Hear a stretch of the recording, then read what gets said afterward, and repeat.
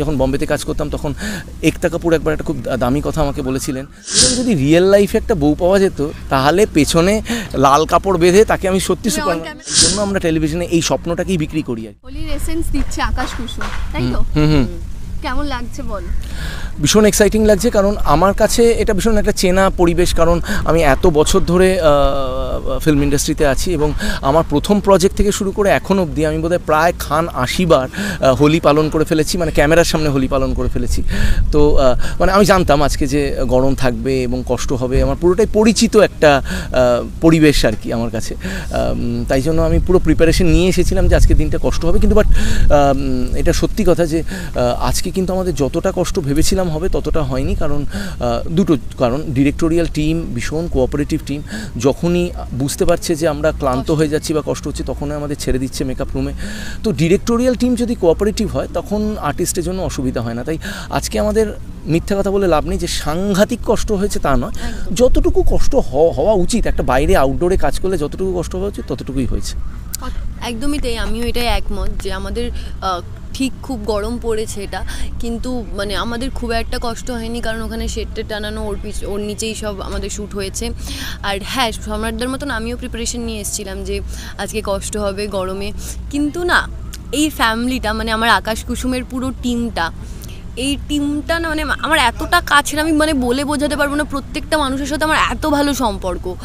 তো আমার স্পেশালি এই সিনটাই মানে আমার তো মনেই হচ্ছিল না আমি কাজ করছি, আমার সত্যি মনে হচ্ছে আমি হোলি খেলছি, হা করে হাসছি, মানে একদম আমি ডালি থেকে বেরিয়ে একটা টাইমে আমি কথাই হয়ে গেছিলাম। তো আমার কষ্ট হয়নি আজকে, মানে যেমনটা শ্বশুরবাড়িতে দেখানো হচ্ছে স্ক্রিনে সেরকমটা সবাই চাইবে, মানে না শ্বশুরবাড়িতে মোটেই দেখানো হচ্ছে না, যে সবাই চায় শ্বশুরবাড়ি থেকে, মানে আমারই যে বোনের ক্যারেক্টার করছে সেই আর কি ওকে ভাগিয়ে দিতে চাইছে। হ্যাঁ, তো সবাই নয়, আমার বাড়িটা দুই ভাগে বিভক্ত হয়ে গেছে, মানে এক দল চাইছে যে ও এই বাড়ি থেকে চলে যাক, আর এক দল চাইছে থাকুক আর কি।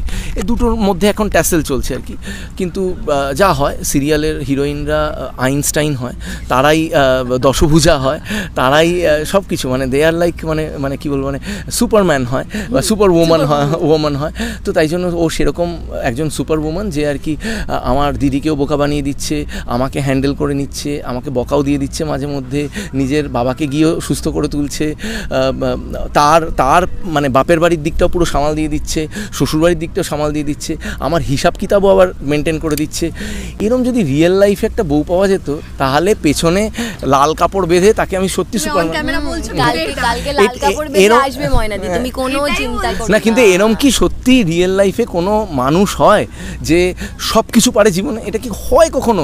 কিন্তু ইয়েস, আমি একটা কথা, আমি যখন বম্বেতে কাজ করতাম তখন একতা কাপুর একবার একটা খুব দামি কথা আমাকে বলেছিলেন যে আমরা টেলিভিশনে সেটাই দেখাই যেটা মানুষ আকাঙ্ক্ষা করে কিন্তু পায় না। আমি বলেছিলাম যে এই যে একান্নবর্তী পরিবার কেন আপনারা দেখান, এটা তো আজকাল আর নেই, আমরা তো সব ফ্ল্যাটে থাকি। বলেছিল যেটা নেই সেটাই তো মানুষ দেখতে চায়, সবাই চায় একান্নবর্তী পরিবারে থাকতে, যাতে পিসির মেয়ে বা কাকার ছেলে সব একসাথে থাকে, সব ভাই বোনরা একসাথে থাকে, হই হুল্লোড় হয়, কিন্তু সেটা তো হয় না। তাই জন্য আমরা টেলিভিশনে এই স্বপ্নটাকেই বিক্রি করি আর কি। তো ঠিক তেমনই এরকম একটা বউ হচ্ছে স্বপ্নের বউ, যেই বউ স্বপ্নেতেই আসবে, অরিজিনাল লাইফে কোনো দিনও আসবে না। মানে এ আর কি রান্নাও করতে পারে, আবার অফিসের কাজও করতে পারে, আবার বাপের বাড়িও পুরো সামাল দিয়ে দিতে পারে, সব কিছু একা হাতে সব কিছু পারে।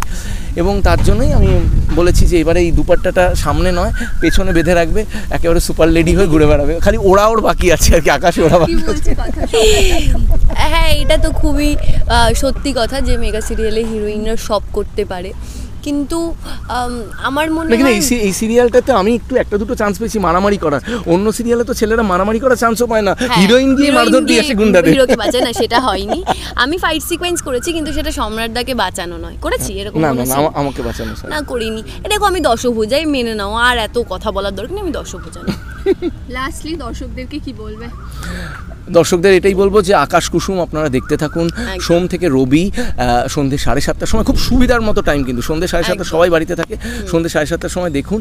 এবং যদি একেবারে মানে মশালা দেখতে হয়, মানে অ্যাকশন, কমেডি, রোম্যান্স, সব কিছু A to Z একদম মানে মশালেদার একটা সিরিয়াল দেখতে হয়, তাহলে একেবারে সোম থেকে শনি সন্ধ্যে 7:30টার সময় আকাশ কুসুম দেখুন, শুধুমাত্র সান বাংলায়।